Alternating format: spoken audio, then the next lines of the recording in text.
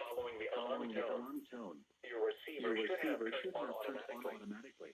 The alarm tone just transmitted to any operating receiver. The alarm tone will be used to alert you in times of threatening weather and will be followed by a watch, warning, or emergency message. This test will be conducted each Wednesday between 11 a.m. and noon, except when hazardous weather